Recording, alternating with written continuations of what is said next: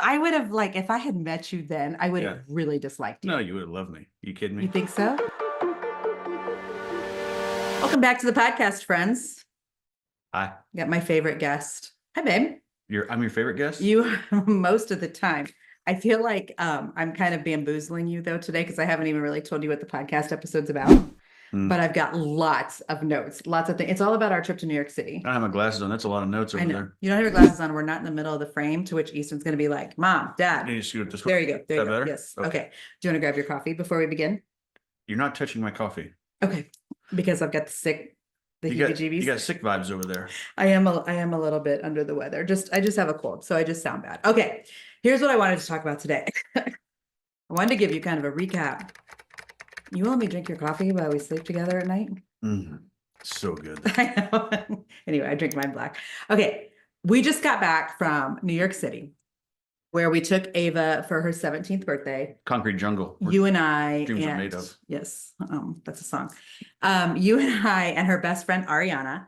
And people were asking me, okay, can you tell us all about your trip? To which, like, I have a highlight on the Jennifer Allwood Home Instagram. Like a highlight reel? Like a highlight reel. Yeah.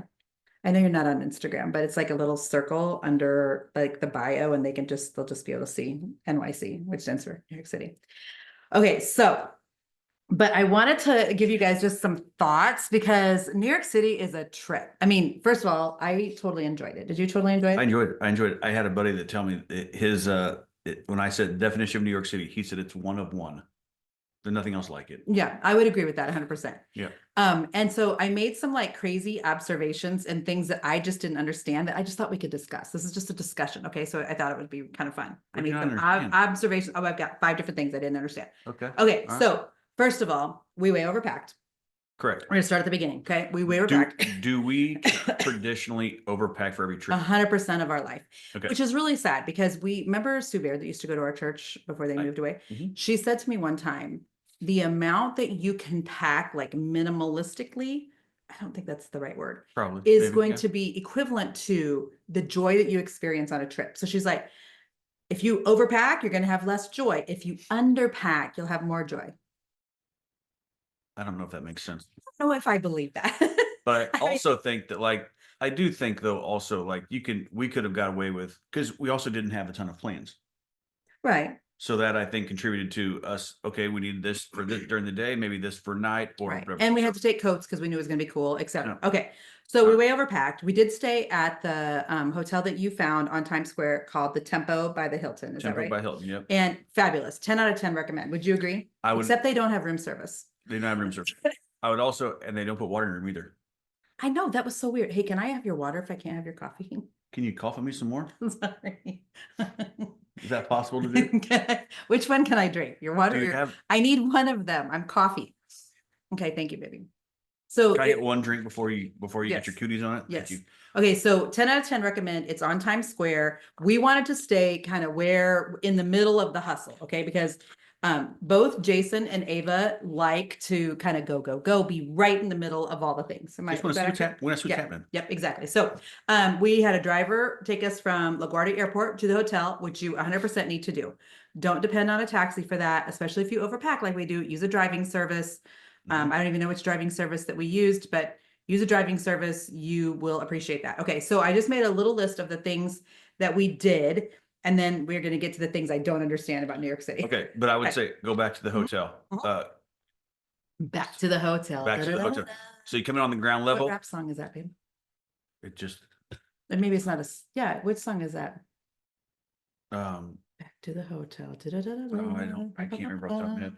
I'll look it up. Okay. Anyways, I would always recommend go high floor. Yes. Oh, yes. Okay. So let me tell them about this. I did a podcast episode that by the time you guys get this should have just come out with a travel expert. She told me on that call, she's like, Jennifer, make sure you call them and tell them you've never been to New York City, which I had been there once in our 20s. I actually bought the sneakers that I wore to our wedding in New York City from a street vendor. I had been to New York City with my best friend Rachel, but I hadn't been there since. You haven't been there. Ava hasn't been there. In Too Deep. In Too Deep by. It's called Back to Hotel. Yeah, the singer is In Too Deep. Yeah, it's old. Into. Here you go. You know you want to get it. Yep. This is it, huh? I know we're breaking some law about music of some sort. You better stop that before there's a word that I'm going to get an email about. Okay, so I don't anyhow, think there's any bad words in that. I don't think actually there is either. I think that's a clean version. Thank you for that. Okay, so anyhow, I called the hotel and I said, first time that we're all coming. It's for our daughter's birthday. Is there anything you could provide? This was at the suggestion of the travel expert. And they're like, oh, well, we've got, you having 2 rooms. I'm like, yes, we've got one on the 33rd floor, one on the ground level. Let's see if we can move you up to a higher level. They had us on the ground level. Listen, you can't stay in New York City on the ground level. We were see anything. No, they moved us to the 33rd floor, which 33. Yep. which was the bomb. We were right over top of Times Square at no extra charge. So I 100% suggest you listen to that podcast episode and that you do that. Okay. So a couple things we did. We went to Chelsea Market shopping. We went to Hudson Yards, which has, it's like a big shopping area. And then it has this thing called the Vessel you can go up in. It was too windy to really experience well. We did the Brooklyn Bridge. We did walk up there. We did go to the top of the Vessel. Just so that you and I could take the selfie. And it was super cool. So cold. We did the Brooklyn Bridge. We did the Twin Tower Memorial. The museum was closed on Monday. We did Central Park several times. We went to Grand Central Station. The only thing Ava really wanted to do is go to this place called the Lip Lab where they make a custom lipstick for you. So her and I and her best friend all had custom lipsticks made. I have it on right now. And we did a lot of shopping and eating. Okay. So there were several things though I just didn't understand. So this is what I really wanted to talk about on the podcast. Are you ready? Okay. Okay. All right. Okay. Okay. I'm not looking over there. All right. So let me start first with shopping on Canal Street. Oh, yeah, yeah. Okay. Yeah. I just didn't understand. Okay. I'm like even afraid I'm going to say something wrong. Clearly there's something sketch going on there because there's people with bags. A lot of running and hiding. And there's people with little suitcases. And then you see police and then people are scattering. And I'm like, what's happening here? So essentially we're buying, do they call it like bootleg? It's like Gucci sunglasses that aren't Gucci. Okay. They're goosey. I don't know. I don't know. Yeah, but so so you're walking down. So Ava wanted to go to Canal Street because, it's been on the TikTok. And so we go and people are like, can I sell you a bag? And they're just showing you literally a piece of paper. Like old school, like open up your lapel of your jacket. Like, there's here's a watch. Piece of paper with some stuff on it. Or they got a notebook of like, you like purses, you want bags, you want sunglasses. It felt super sketch. Yeah. Super shady. Okay. But Ava wanted to get a pair of sunglasses. Okay. Ava dug it. Yeah. So, I mean, because she likes the hustle. She's a lot like her father. So anyway, here's what I didn't understand is that then, so we do say yes to one person that we want to see his sunglasses. So he's like this, come on in. And he leads us into a Dunkin' Donuts. Yeah, we're in a Dunkin'. And I look at Ava, when we're following him, I'm looking at Ava, I go, don't even think for a moment we're going inside anywhere with this person, who I'm sure was lovely. But no. And, but then he took us in a Dunkin' Donut and I'm like, okay, I'm down with donuts. I mean, we even Googled the best donuts in New York City over there. I love donuts. Yeah. So we go into a Dunkin' Donuts and the girls buy sunglasses. And so my business takeaway was a couple of things. Number one, hustling can really pay off. Making the hard ask because people were like, do you want to look? Do you want to look? And it has to be really hard getting told no. I mean, I know back when you used to do sales, that was kind of your life too. You get told no. Rejection. Most of the time.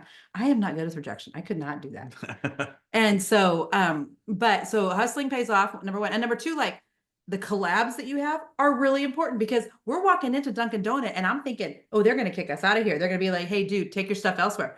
Oh, no, they let him come on in. And this is not the first rodeo. Clearly, he'd been there before. Like that salesperson, I'm going to call him that. And the Dunkin' Donut people that were working, they obviously were in cahoots. And I was like, okay, that's interesting. I don't know if they were in cahoots or not. Maybe he was paying them a little, something. Little side hustle. So that was interesting. I need a warm place. To stand. Can I come in your store? Am I gonna cough this whole episode?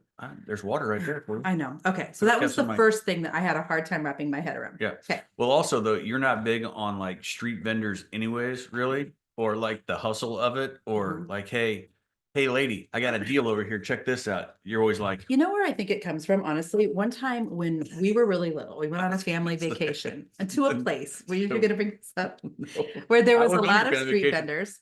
And my parents kind of terrified me before we went, about just, safety and things. And then, and because I was Des Moines. No, Des Moines. We were not in the United States, but because I was blonde hair, blue eyed, in a place where most people weren't, I just remember a couple people like touching my hair and I was just a little kid. And my parents just made me very nervous. I think I'm just kind of nervous instinctively. Plus, I don't have a lot of situational awareness, even though I still want to be a spy or an assassin. I talked about that on another podcast with you, and I know. Yeah. Go ahead, you can tell them my situational awareness is not good. Go ahead. No, Speak freely, my no, love. it's No, fine. speak freely. It's fine. If you had situational awareness, it would be bad, but you don't even have situational awareness to have. But I have incredible spidey senses. Oh, here we go. And no. Can I or can I not sense witchcraft whenever I'm around somebody that is practicing or a place that is practicing? Okay, yes, you can. So see, I have some spidey senses, but it's not situational awareness. Not situational awareness. That's because some dude's creepy that you're creeped out by in an elevator or walking in the aisle at the Hobby Lobby or whatever else. It was Home Depot. Okay. He shouldered me. This was years ago. I'll never forget it. He shouldered you? Something in him didn't like something in me, and he shouldered me, and I was like, I could see into his eyeballs, straight into the depths of something evil. Anyhow, that was our Dunkin' Donuts. Okay. So Canal Street. Canal Street. Canal Street's a vibe. I'm sure it's on all social media platforms. These people are probably great business people. I'm sure they're paying all their taxes. I'm sure that the money that we paid them went straight to the IRS or the federal government or whoever it was. But yeah, it's a whole vibe for sure. Next topic. Okay. Another thing I didn't understand about New York City was jelly cats. Okay. So I don't understand jelly cats either. All right. So I Googled jelly cats so that I could tell you guys what jelly cats is if you don't know. Okay. Now, so go ahead. They're basically stuffed animals for grown-ups too. Why were the jelly cats there? We were at FAO Schwartz walking through and just to see. What was that area called where FAO Schwartz is at? Rockefeller Center. Yes, which is just right down from the hotel. Right down the street from the hotel. Yep. So we're walking through there, just checking it out. Right. We have no idea.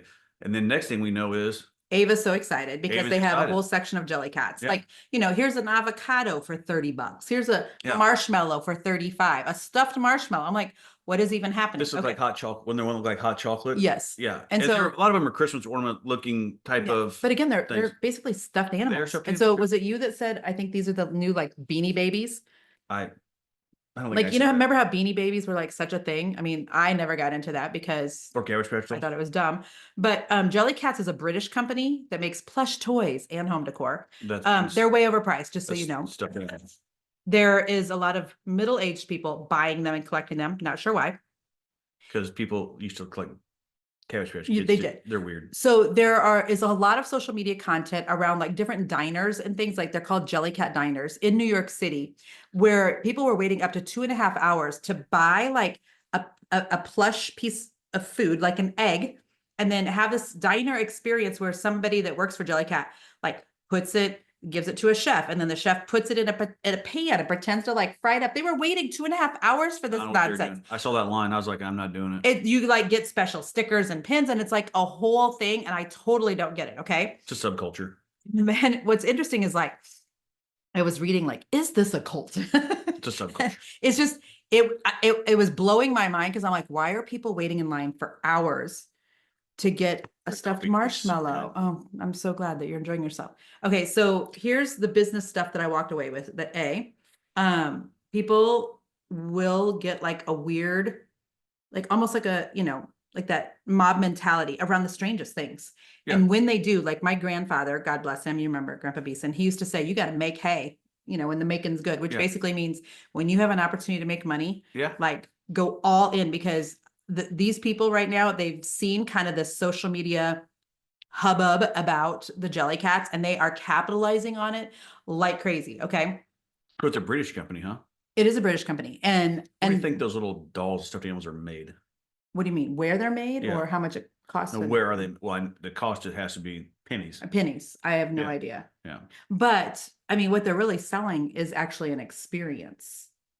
You know what I mean? Outside, we did not make that experience, but there was people outside that were making that experience. 100%. And it went down the block. It was definitely, people were there for the long haul. I would not have done it. One of the things that they, I think, have done that's super smart is they have really promoted the idea of like collectability and exclusivity. So, like Ava, I think didn't she want like a hot chocolate or something? So it's basically a stuffed animal is a stuffed thing, because she's got a lot of these and she loves them. I think they're maybe therapeutic in some ways, there's some tactile things there, but anyhow, but they didn't have them. And so I think, that lends itself to the exclusivity, but I couldn't wrap my head around the whole jelly cat thing. Did you ever have stuffed animals?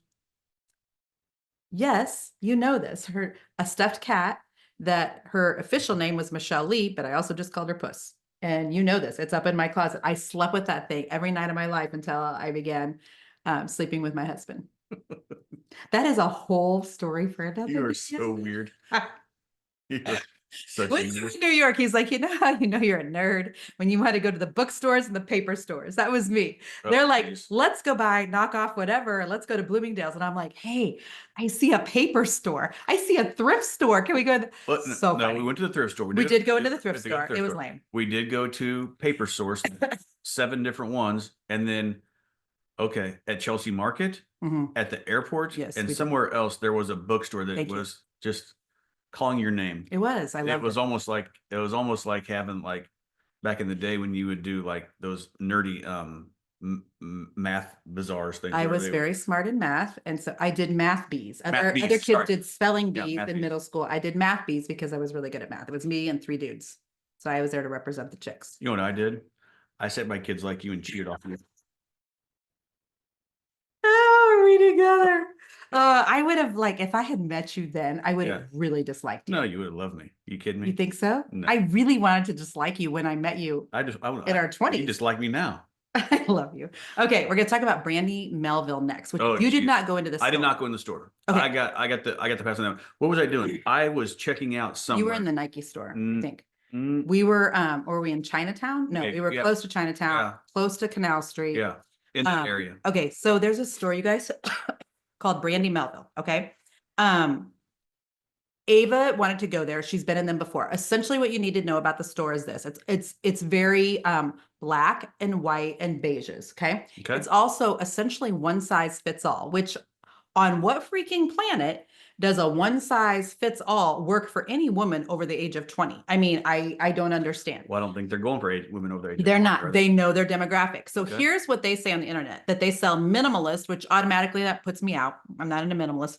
Comfortable clothing. Okay. The brand. What's that mean? Minimalist? Well, it's the opposite of that is a maximalist, and your wife is a maximalist. I'm wearing hot pink cashmere, baby, with gaudy earrings, and I would just think minimalist means the size of everything is like this, like the less fabric.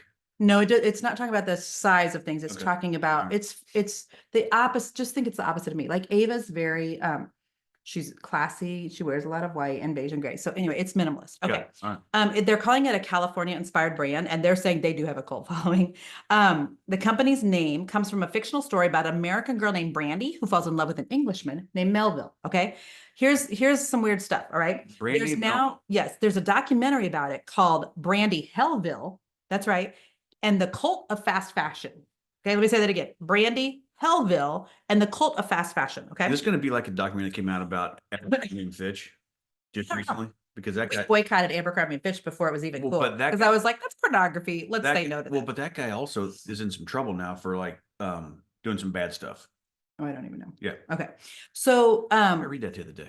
They're basically, I think the documentary is about the experience that the workers have had. And they're saying it's a toxic work culture. There's discrimination against race, sex, body size. I don't know. It's weird. Here's what's also weird. Ava was telling me like the tags inside of the clothes don't all say Brandy Melville. A lot of them say, I think I wrote it down in my notes here. Hang on just a second. Because she told me the name of it. And it's like a dude's name. And I'm like, wait, what? What do you mean there's a guy's name? I can't think of, I don't see it in my notes. Oh, it says John Galt instead of Brandy Melville. So when I Googled that yesterday, it said it's like a subset of Brandy Melville. Weird. Also, they have different tags inside of the clothing. So a round tag means it runs, or triangle means it runs small. A circle means it runs big, and a square means it runs average. Isn't that weird? Why don't they just put it on there, small, medium, large? I don't know. But when I went into the store, you guys, I'm telling you, do we have somebody here? Amazon. Okay. Dogs may go crazy. When I went into that store, so many stinking people, so many people, Sensory so many young overload. girls, and yes, and I think they're kind of known for not being very friendly to their shoppers. Oh, okay. And so immediately that makes me bolt. You know, I'm not hanging out for that. But there were some lessons I think to be learned just from the 5 minutes that I was inside the store, seeing how the girls were doing, letting them know that we were waiting outside. I waited outside. I went in and then proceeded to wait outside. Okay. Number one, they have really like gone all in on their niche. They're not trying to be all things to all women. They're not luring extra 50-year-old women in there. They're like, what we want to do is we want to market to prepubescent young girls or girls who, are size nothing, who have zero curves, which puts me out automatically. I mean, I literally came out of utero with curves. So I was 9 pounds. You know that, right? And curves they were. And curves they were. Anyhow, so they're not marketing to the women who like color or pattern or anything else. They're going all in on a certain demographic. I think we can learn from that. Also, so they've got a certain aesthetic. Like Ava can tell their products a mile away just because it's very consistent. As business owners, I think we can learn from that. And I think like you with Fairway Finest, you do a great job with that. Like you don't have anything that's like a plain black polo for golfers. Fairway Finest is colorful. It is maximalist, if you will. And you're going all in on a demographic that's not afraid to like stand out and wear color, which is what you and Jonathan do. So I love that. They have been very social media savvy. Randy Melville has. That's where I think a lot of people hear about them. They have a very different type of shopping experience, one that I do not enjoy, but certain people do. When they got to checkout, did you make it to checkout? I didn't. The girls were in the checkout and I just couldn't wait to get out of there because there were so many people and the clothes were so close together. And it could have just been this particular location, but I just I wanted to throw elbows. I just wanted to leave. Well, it was New York. And so I don't know if it's more spread out in different areas. I don't know. And the other thing that I really was thinking about is how like polarity really works when it comes to business. So you go all in on your demographic, which automatically means you are alienating a whole demographic of people. So they are alienating a whole demographic of curvy women who are not a size 2, who love color, and they're okay with that. And that's why I think they're doing so well. And I mean, you're alienating. But for every person they alienate, they are attracting someone. They are attracting someone. Yeah. And so I think that we can really learn from that. So I want to mention that. Okay. Another thing that I did not understand. Brandy Melville. We need to watch the documentary. I did not understand the whole subway / cabs in New York City. Okay. We tried the subway once. Turns out we're not subway people. We tried. There's a lot of numbers. And I knew we were not subway people when you scanned your debit card and we have 4 of us that need to go through the little, what do you call the thing? Look, just a turnstile. Turnstile. So, and it only allows one of us to go through. And then I'm like, why won't it let 4 of you go? And then we had to get out another card for the next person. Like we had to use 4 debit cards to get on the subway. I just did it on my phone just because I have Apple Pay on my phone. Do you? No, I do not, because I don't want people to have my face. Even though I know it's all over the internet. I know it makes no sense. Okay. Anyways, so I just thought it'd be nice and get my phone out and bing use my debit card on the Apple Pay thing. And I got one person through and I'm like, okay, I'll do it again. Bing. And it gave me denied. So I didn't love the experience at all because we really were not sure. I mean, we're all trying to read maps. I feel like we're all like my friend Carrie, who used to live in New York City. She's like, go to Google Maps and then go to the top where it says transit and it'll tell you like the different trains to get on. And I'm like, my brain doesn't think like that. My brain thinks like this. Hello, we need a cab. So we tried that option. What we didn't know that you need to know before you go to New York City for the first time is that if the light is not on top of the cab, they're not available to be taking you anywhere. Right. The light on means they're on. So are they you and I are both outside waving. I'm like, can you whistle? And I'm like, I can't because my nails are too long right now to whistle. I do have a secret talent, hidden talent though, of being able to whistle real loud, don't I, baby? Okay. Yes. But you can't right now because you're nails. Right. Want to cough? And I'm coughing. Have some water. Thank you. It's delicious. Or I could take communion. I have communion sitting here too. It's maybe refreshing. Maybe I'll take communion to not cough. Okay, go ahead. Okay. The taxis. The taxis is a different thing. Also, taxis. I carry cash. I'm one of the unique unicorns that still carries cash in my wallet. And so they're like, are you paying with cash today? And I would say, yeah, I'll pay with cash today. They don't turn the meter on. They don't turn the meter on. So as a business person, all I can think of is they are stealing from their employer. Yeah, they are doing so much for cash. So if you happen to be listening to this and you own cabs in New York City, just know it's possible your cab driver is robbing you blind, because I would say 90% of the drivers asked you, are you paying in cash? Are you paying in cash? Yep. And then they didn't want an address. So instead of us saying like, I can't remember the Tempo Hotel address right now. Yeah. It's on 1428 Times Square Drive. 47th and 7th Street. That's what they wanted. They wanted the cross streets. Yeah, they went to cross streets. What are the cross streets? And so real quick, we learned, okay, we got to know the cross streets, not the address of where we're going. Right. That was a little different. Let me tell you what else was really different about the whole cab vibe, which I was not a fan of, but liked it better than the subway. They just don't care. They are not interested in giving you an experience because what they know is there is a need for what they're offering. Therefore, you will pay anything and just accept any experience. Example, we had somebody smoking when we got in the car, didn't we? We did. He continued to smoke. Now, this is coming from 2 ex-smokers, but I'm like, who on this side of heaven still smokes in a cab? I mean, who does still smoke? Seriously. Well, I mean, I'm sure there are people, but like when you have people, how many people do you know off the top of your head right now that still like throw up right now? I feel like how many people do you know right now that still smoke? I personally don't know any, but I will forever say, can you remember as a child, did your parents smoke? My parents would smoke in the car with the windows up. Yeah. And so I'm getting teleported back to that whole thing while, you know, the guy is driving us wherever, and he did throw it out, but that I was not okay with. Twice we had cab drivers because it would be me and the 2 girls in the back seat. They were just like this, FaceTiming. Oh, I'm going to talk about that. Oh, yeah. Okay, we'll talk about that. We have a cab driver, you guys. He's FaceTiming with his kids our entire drive. Tell them the truth. Yeah, it was pretty loud. Where did he have the phone at? Was it like on his lap? I was like up here? I couldn't tell because I was trying to watch the road so he didn't hit anybody because it's, again, New York City, and there's a lot of traffic coming a lot of different directions. But the phone was somewhere, and it was loud. Like, it was real loud. I kept hearing like this. And I think I think maybe one of the kids was playing a video game. And I looked at Ava and I'm like, why does it sound like somebody's being whipped? That's what it sounded like. I mean, what are we hearing? Is this the radio? Yeah. Well, that one guy did turn on music, and it was real weird music. So loud. Yeah. Okay. So then we had 2 cab drives. So it's me and the girls always across the back seat, and you would have to get up front with a cab driver in order for us to have a party of 4. 2 of them had, like, they have piles of stuff, and they're just, if you're watching on YouTube right now, they're just making my poor husband just carry the piles of stuff on his lap while we're driving through the streets of New York, while they're either smoking, FaceTiming, or just not caring about our experience whatsoever. So I just want you to know, A, take a lot of cash, because you will be asked if you're paying with cash, and it's way easier to pay with cash than it is to try to wait till the drive is done, swipe the card, all that, because sometimes you can only do it in the back seat. So if Jason was up front, he'd have to get around to the back seat because my husband's very chivalrous, and he would never ever allow me to pay for anything. Apple Pay on my phone too, so it's really easy. Together anyway. But you just don't like me ever having to be the one that takes out a card. You don't carry cash most of the time, and most of the time you can't find your debit card. That is not true. Even though you're a spy. I could be a spy. I could be a spy, and you just don't know it because I'm such a good spy. 27 years of marriage, and I have fooled you the whole time. Really? It is kind of a scary thought. Like, what color is your son's car? Which son? Noah. White. Ford. What kind is it? Fusion? I don't know. That's all I know. 4-door. Okay, so I want. What about Easton's car? What color is it? Black. Are you sure? No. Okay. Could be charcoal. Which one is it?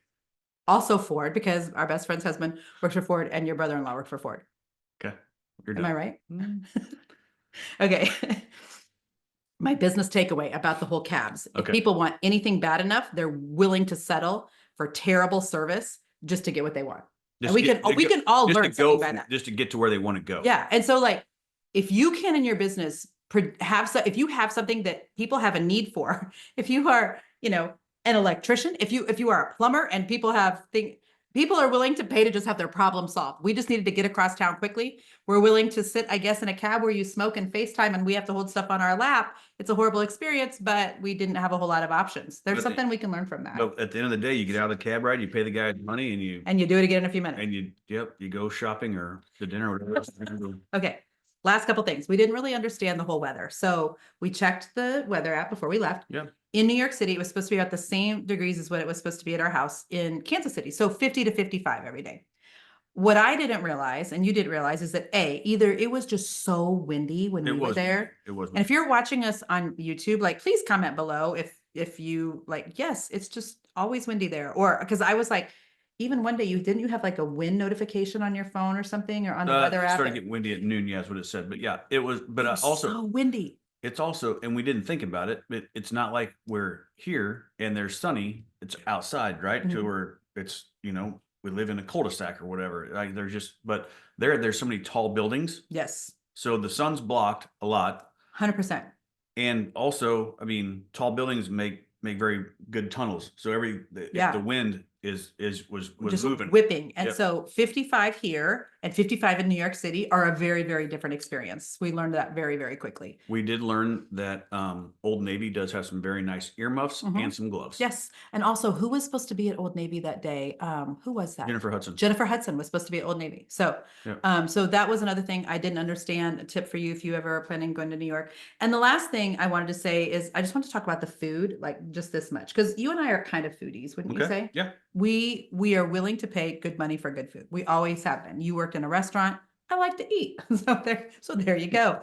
I found that most of the food that we ate in New York City was just average until the last night we were there. I would say I'd go so far to say as the food was average, the places we ate, but I would say that the service across the board was horrible. Can I just say this? Because you worked in the food industry, which is where we met. I was waitressing. You were my boss. Yeah. Scandalous.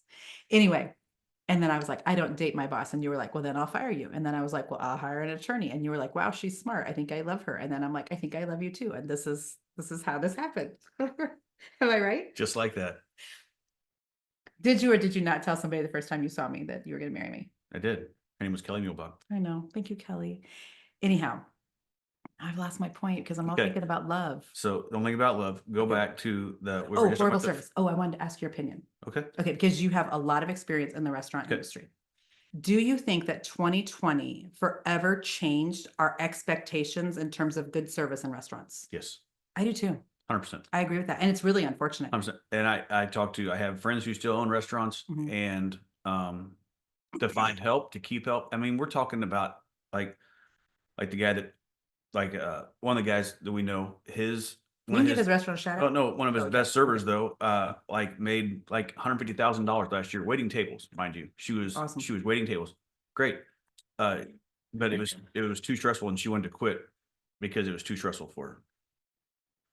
I'm not sure I understand. But that's a lot of money that's a lot of money to make for a server. Yes. First of all, and it's most of the time it's cash. Was it stressful for her because so many people are not showing up? I think it's just stressful for her because I don't think she wanted to work more than 3 days a week. Gotcha.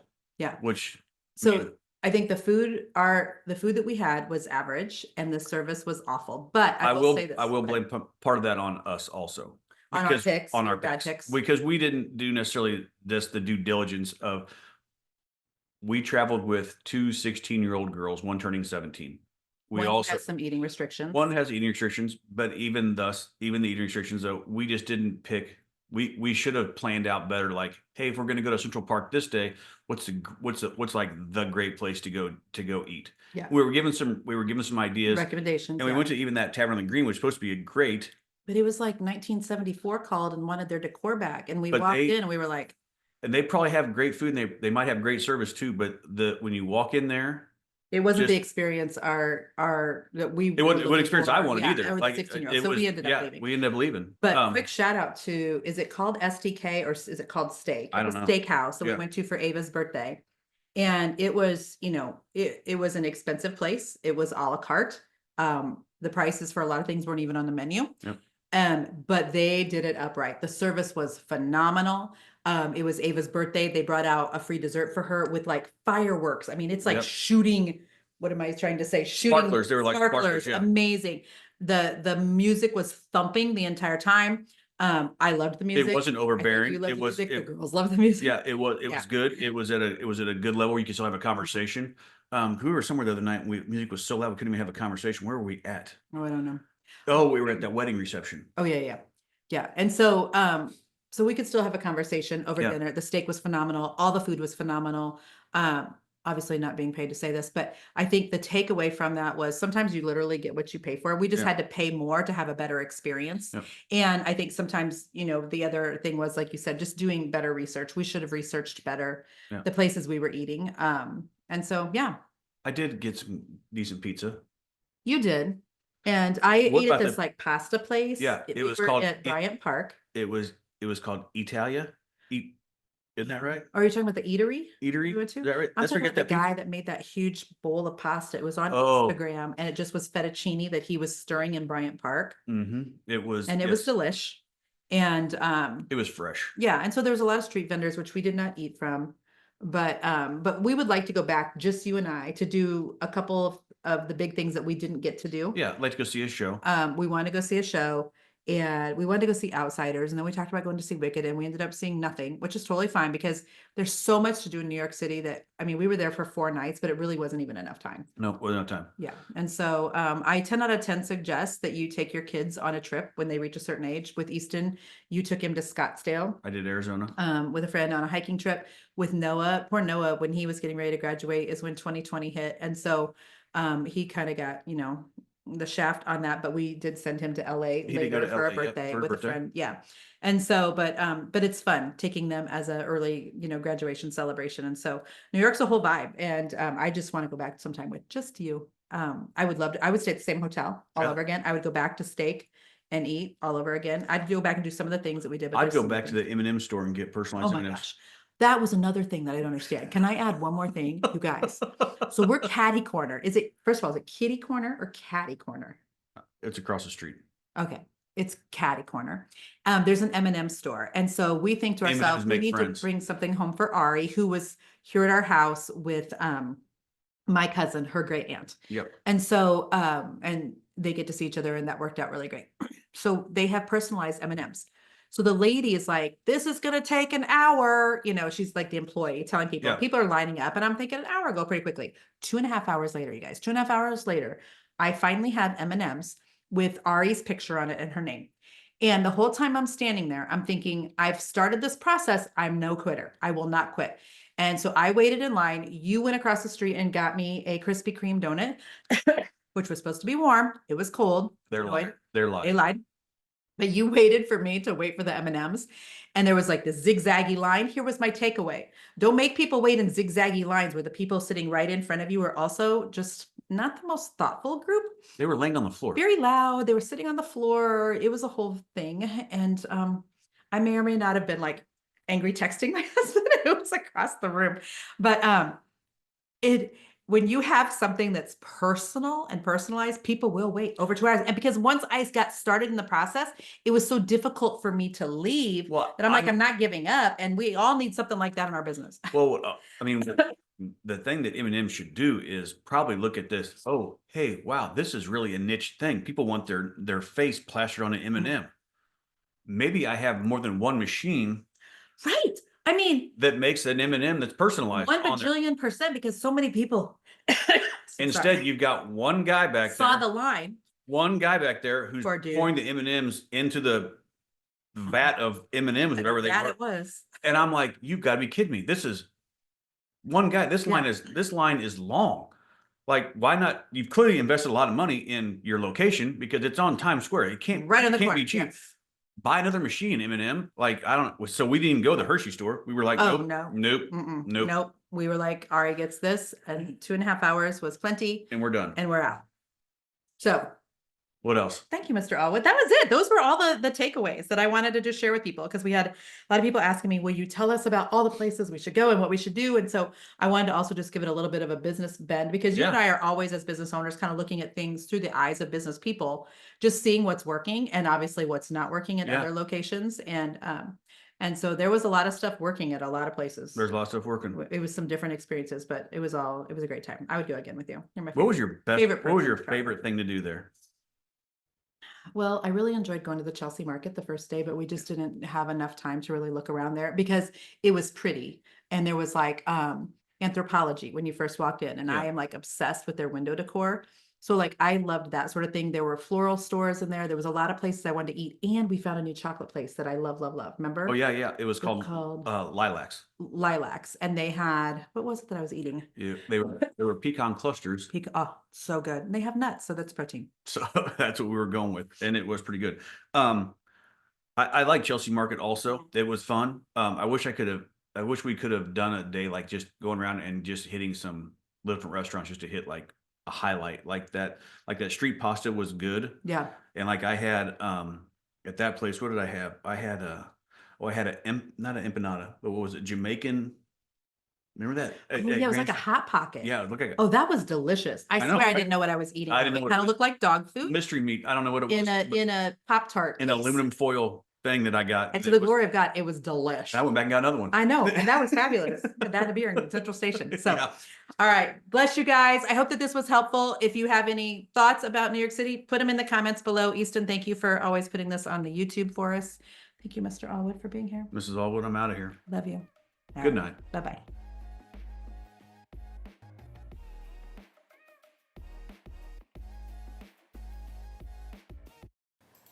All right, Easton, how did we do? Who do people like more, me or your dad? You can answer that.